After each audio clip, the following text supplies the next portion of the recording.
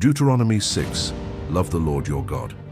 Moses continued speaking to Israel and said that these were the commandments, statutes, and rules the Lord had commanded him to teach them, so that they would do them in the land they were about to enter and possess. He said this was so they, their children, and their children's children would fear the Lord their God, and keep all his commands all the days of their lives, and that their days might be long. Moses called out, "Hear, O Israel, the Lord our God, the Lord is one. You shall love the Lord your God with all your heart, and with all your soul, and with all your strength." He told them that these words were to be on their hearts. They were to teach them diligently to their children, and speak of them when they sat in their house, when they walked by the way, when they lay down, and when they rose. They were to bind them as a sign on their hand, and as frontlets between their eyes. They were to write them on the doorposts of their houses and on their gates. Moses reminded them that the Lord was bringing them into a good land, a land with cities they did not build, houses full of good things they did not fill, cisterns they did not dig, and vineyards and olive trees they did not plant.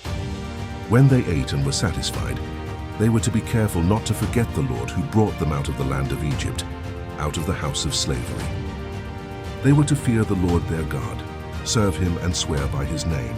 They were not to go after other gods, the gods of the peoples who were around them, for the Lord is a jealous God, and his anger would be kindled against them if they turned away. Moses warned them not to put the Lord their God to the test, as they did at Massah. They were to diligently keep the commandments of the Lord, his testimonies and his statutes, and do what was right and good in his sight, so that it might go well with them, and that they might go in and take possession of the good land the Lord swore to their fathers, to cast out all their enemies before them. Moses said that when their children later asked, "What is the meaning of these testimonies and statutes and rules that the Lord our God has commanded you?" they were to tell them, "We were Pharaoh's slaves in Egypt, and the Lord brought us out of Egypt with a mighty hand. The Lord showed signs and wonders, great and grievous, against Egypt and against Pharaoh and all his household.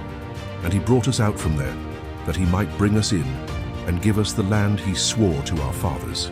They were to tell their children that the Lord commanded them to do all these statutes, to fear the Lord their God, for their good always, and for their life, as it is today.